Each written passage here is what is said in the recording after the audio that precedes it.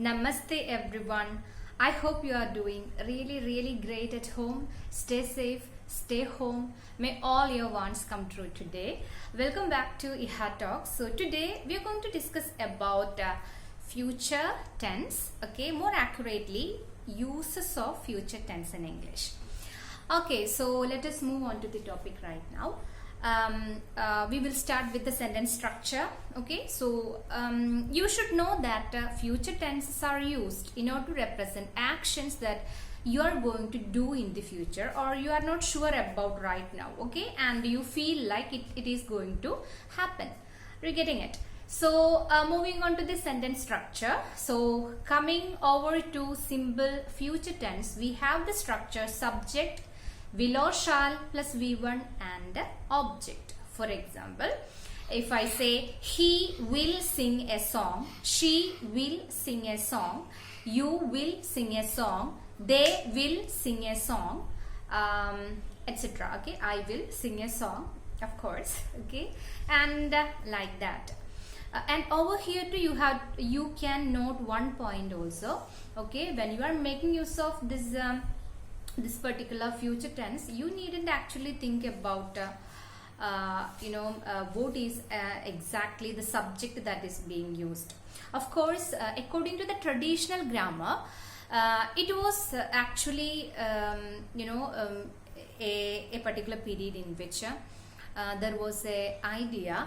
If you are making use of I and we as a subjects, you have to make use of shall, and with all other subjects, okay, for example, he, she, it, everybody, then you, they, girls, boys, etc. Okay, all other singular and other plural subjects of a sentence, you can make use of will. We're getting it. So formerly, okay, the traditional way of using shall was actually combining shall with I and we. And I remember one of my grammar teachers, he had taught me at Seraphic Convent. I remember his words that when you are going to kill a person, then only you can make use of I and will together. So will actually talks about that much of certainty. But that was a former usage. Okay, nowadays, things have changed. Okay, the contemporary use actually allows the usage of will and shall, okay, with the we and I. Are you getting it? So you can of course go for asking questions. Shall we go for a coffee? If you are in an office, you want to go get out, you can ask your friend, shall we have a coffee? Okay, shall we have a break today? Are you getting it? Or and sentences like that. Then after that, you have to keep this idea in mind. This is the rule that you have to check in order to auto-correct yourself. Okay, to fix the sentence, whether the sentence that you are using is in a correct exact form or not. Are you getting it? So the point is, if you are making use of a will or shall, the corresponding verb that comes after, the main verb that comes after will or shall, will always be in V1 form. Are you getting it? V1 form, the base form of the verb. For example, I will do, okay, will play, will dance, will sing, okay, will see, will find, will buy, okay, will say, will tell.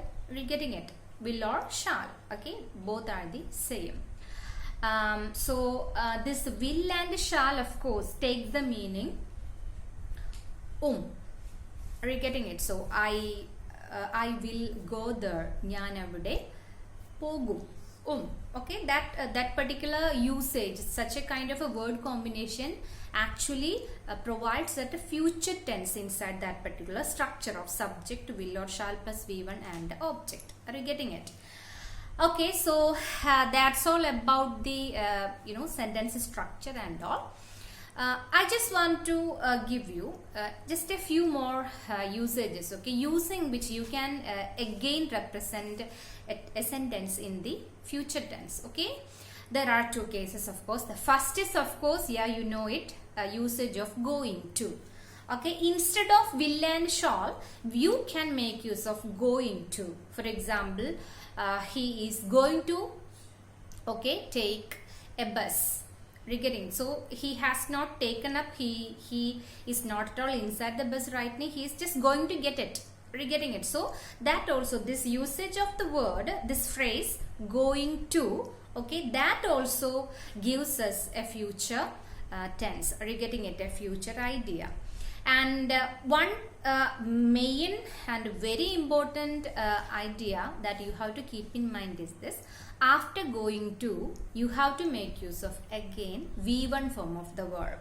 Okay, that is obvious. Okay, that's the rule. Going to plus V1. Like will and shall plus V1, you have to make use of going to plus V1.